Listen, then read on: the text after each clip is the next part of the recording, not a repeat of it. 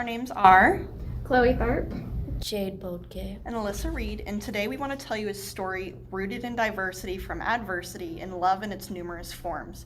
In 2019, we've come a long way for LGBT rights, but there's no denying that there's still prejudice against the community, either explicit or implicit. Now, more than ever, members who are part of the queer community need a space in which they are free to express who they truly are, unashamed of how they identify either sexually or romantically. Enter Studio 13. Iowa's only 19 plus LGBT nightclub, Studio 13 has been operating since the turn of the 21st century and serves not only as a club but also as a safe space for queer identities, from the college freshman to the older pillar of the community. Well, I personally really enjoyed interviewing Georgia Peach and her partner Liberty, along with Alyssa. They were very open about their lives and helped us understand the importance of studio to the LGBT community here in Iowa City. Just looking at the jobs that the nightclub has created and how big of a part it is in people's lives is very touching. It is almost a safe haven for people who identify as LGBT, and especially those who have not come out yet. Initially, the thought of going to studio for the first time was nerve-wracking. Would it be crowded? Would I be harassed by drunk people? In retrospect, the thoughts and emotions I felt were typical of a college freshman going out to a nightclub for the first time. But stepping into studio, I immediately felt welcome and at ease. Everyone was incredibly inviting and wanting nothing more than for everyone to have a good time, either watching the drag show or dancing on the dance floor. Yeah, I agree and relate to that because I have been to some of the other nightclubs in Iowa City and I haven't felt as safe as I feel at studio.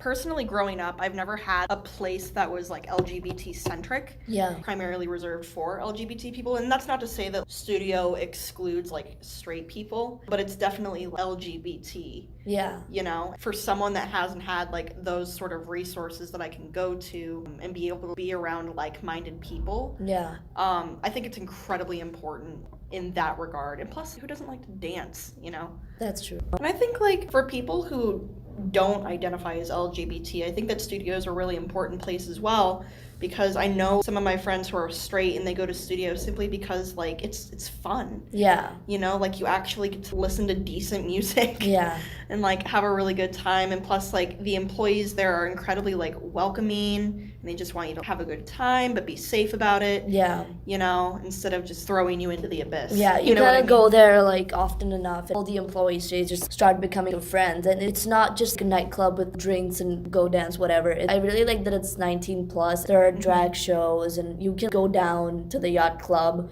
with the same cover, even if it's like a whole different vibe. You know, that's I hate talking about it just because it seems like a flex. You know, Yeah. like, oh, my uncle owns this bar. But it's like, so my uncle co-owns with another guy and his partner one of the LGBT bars in downtown Des Moines. It's called The Garden. He went to go open the bar one night and I guess like a brick was thrown through the window. ooh. Yeah.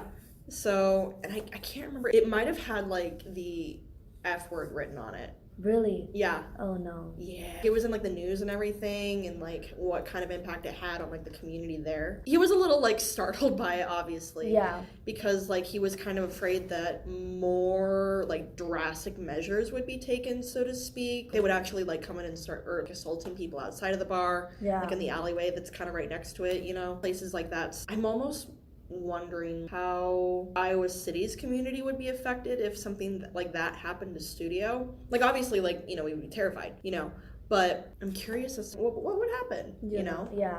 Yeah, even when we talked to Julia and Liberty and we asked them how would it affect the community if studio was shut down tomorrow, and they talked so highly of studio and they explained how important it is for the LGBT community here in Iowa City. And I think like it is a very important place, and if something like that happened, then it would have not just like the bar owner, but it would affect hundreds of people who frequent studio and who work there, you know. Yeah, One of my very close friends who I'd known for 10 plus years, she came out, you know, and it was actually such a shock because I had no idea. And like I just feel really bad because I just think about what she had to go through and just this huge part of herself just hidden away. And I just think about if a place like studio was there, an open, you know, LGBT plus like bar, it would have been even if it's not like a lot, you know, she doesn't have to settle for just a bar, but it would have been such a safe place for her to just go and be herself, you know. I know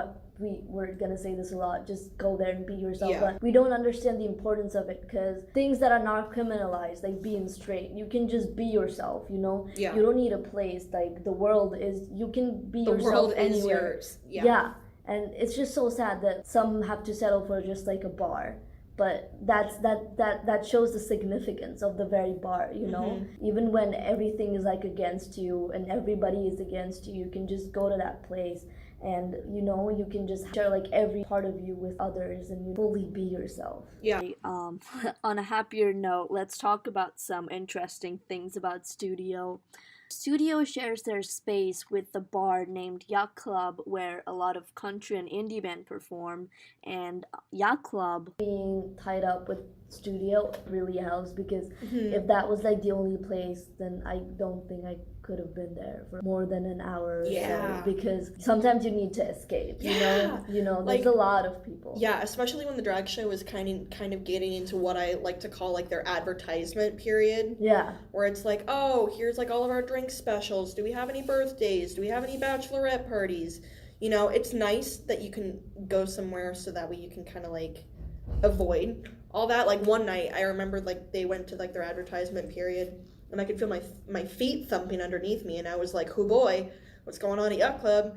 So I kind of like scurried down to the basement, and they were having a show down there, so that kind of tided me over until the drag show finally like kicked back in. Yeah, and I still cannot get over the fact that you're upstairs watching a drag show and then you go downstairs and there's a country band performing. Yeah. You know? Yeah. You know, it's just such a change, and that's what makes it like special for me, to be very honest, because it's just so unusual to find those two things in like the same place, you know, but it's so refreshing at the same time. Yeah, it's both a clash and a combination at the same time. Yeah. You know, because you have like your typical like studio crowd, which is probably like a bunch of gay people or a bunch of straight girls like going out on the town, and they don't want to be harassed by people in like Summit or Union. Yeah. You know, but then you also have like people from Yacht Club who are probably like an older crowd who just want to like have a drink,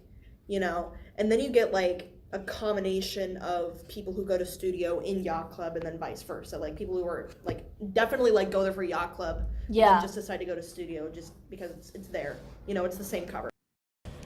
Due to the overwhelmingly accepting nature of Studio 13, it didn't take long for us to set up an interview with a couple who found a second home within the bar's own family.